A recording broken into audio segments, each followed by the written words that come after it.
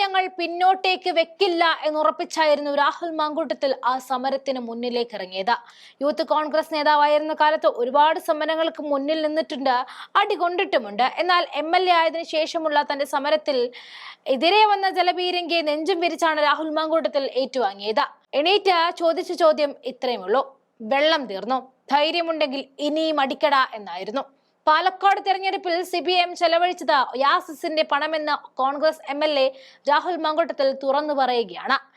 Palakkad brewery അനുമതി നൽകരുത് എന്നാവശ്യപ്പെട്ടുകൊണ്ട് നിയമസഭയിലേക്ക് youth Congress നടത്തിയ മാർച്ച് ഉദ്ഘാടനം ചെയ്ത് സംസാരിക്കുകയായിരുന്നു രാഹുൽ മാങ്കൂട്ടത്തിൽ.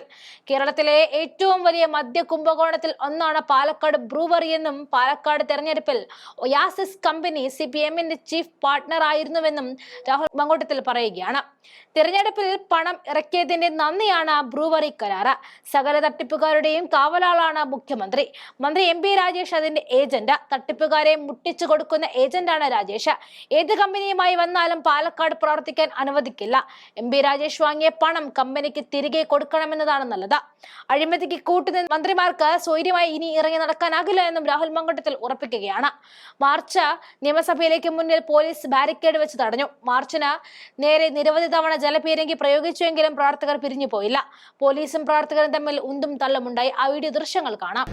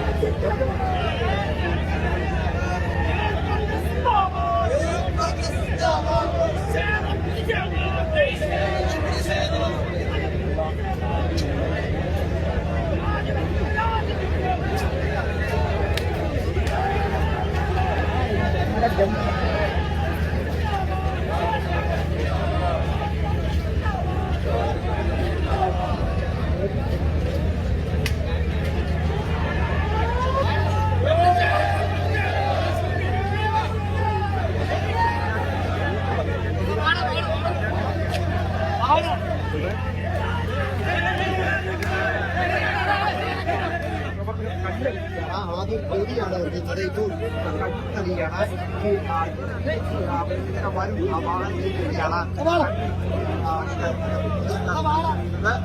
വീണ്ടും ഭാഗത്തേക്ക് പോയ ഡോക്ടർ സംഘടിച്ച വീണ്ടും മുദ്രാവാക്യം പഠിക്കുന്നു.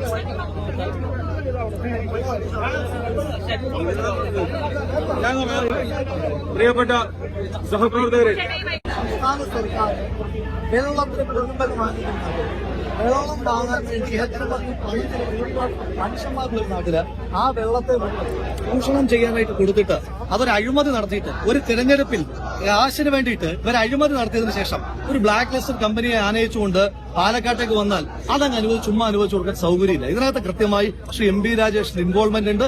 എം ബി രാജേഷാണ് പണം വാങ്ങിയിരിക്കുന്നത്.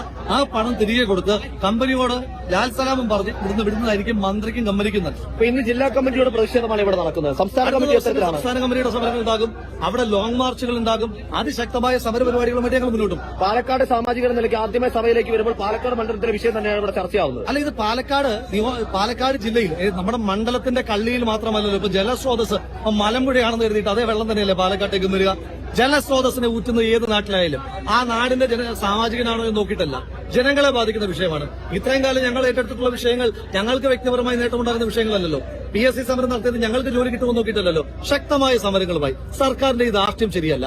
സർക്കാർ സാധാരണ ഒരു സമരം വരുമ്പോൾ, സമാധാനപരമായ സമരം വരുമ്പോൾ ഇത്ര റൗണ്ട് ജലപീരങ്കി അടിക്കാറില്ലല്ലോ. ഇന്ന് അടിക്കല്ലേ, നോക്കട്ടെ എത്ര റൗണ്ട് ജലപീരങ്കി അടിക്കാൻ പറ്റും. വെള്ളം തീർന്നിട്ട് ഇവരെന്താ ചെയ്യാൻ പറ്റും നോക്കാം. ഈ തെരഞ്ഞെടുപ്പിനെ കുറിച്ച് വലിയ ആരോപണമാണ് രാഹുൽ ഇവിടെ ഉന്നയിച്ചിരിക്കുന്നത്. അതായത് 3ാം സ്ഥാനത്ത് പോകുമെന്ന് ഉറപ്പുള്ള തെരഞ്ഞെടുപ്പിൽ പോലും ഇത്ര വലിയ ലാവിഷായി പണം ചെലവഴിച്ചത് ഒയാസിസ് കമ്പനിയുടേതാണ്. അതിന്റെ പ്രത്യുപകാരമാണ്. ദിവസങ്ങളിൽ അതിന്റെ തെളിവുകൾ പുറത്തുവരും. ഈ കമ്പനി പ്രവർത്തിക്കാൻ പോകുന്ന സ്ഥലത്തിന്റെ പ്രത്യേകത എന്താ? ആ സ്ഥലവും മന്ത്രി എം ബി രാജേഷുമായിട്ടുള്ള ബന്ധം എന്താ? വരട്ടെ.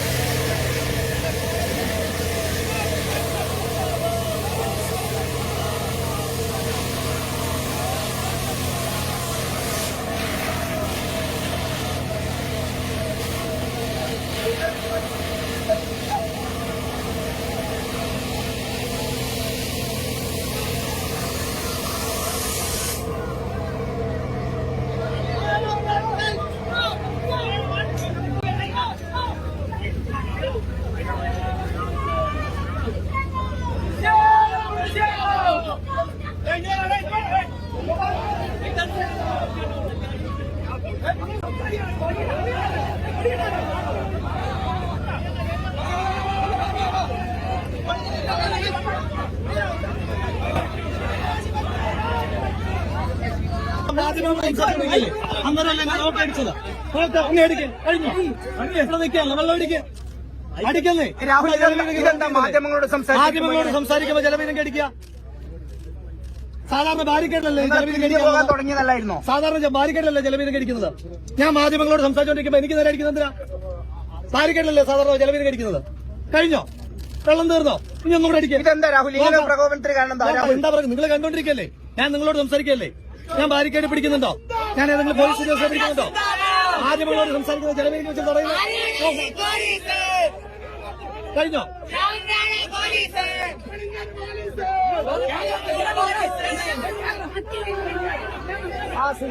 അതിരൂക്ഷമായാണ് രാഹുൽ പ്രതികരിച്ചത്. കാരണം രാഹുൽ മാധ്യമങ്ങളോട് സംസാരിക്കുന്നത്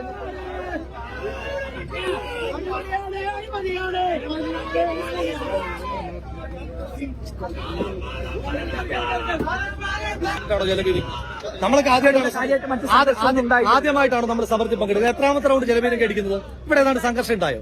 ഏതെങ്കിലും ഒരു പോലീസുകാരന് നുള്ളി നോവുന്ന ഒരു വേദനെങ്കിലും ഉണ്ടോ അവിടെ? അല്ല, നമ്മൾ ഈ മാധ്യമങ്ങളോട് ഞാൻ എന്റെ ചോദ്യം, ഇവര് ബാരിക്കേഡിൽ ജലപീരങ്കി അടിക്കുന്നത് നമുക്ക് മനസ്സിലാക്കാം. ഞാൻ മാറി നിന്ന് മാധ്യമപ്രവർത്തകരോട് സംസാരിക്കുമ്പോൾ അവിടെ ജലപീരങ്കി അടിക്കുക, അതിന്റെ പ്രകോപനം എന്താ?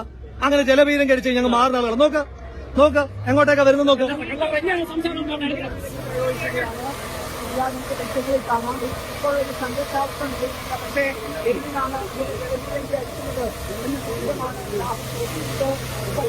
പിന്തിരിഞ്ഞു പോകുന്നില്ല എന്നുള്ളത് വസ്തുത തന്നെയാണ്. പക്ഷേ ഇവിടെ ഒരു സംഘർഷ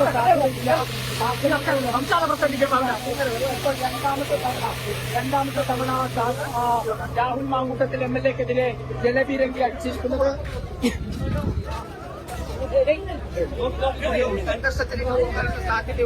നമ്മുടെ ആളുകളെ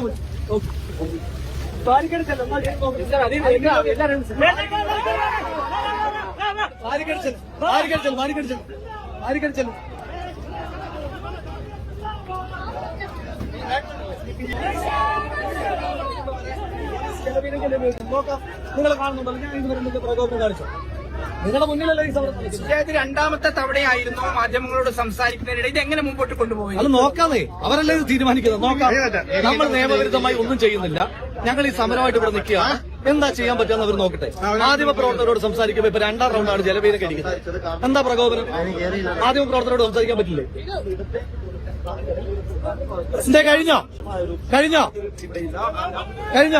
സമരം ഏതാണ്ട് അവസാനിക്കുന്ന ഘട്ടത്തിലാണ് ഇവിടെ മാധ്യമങ്ങളോട് രാഹുൽ സംസാരിക്കുന്നത്.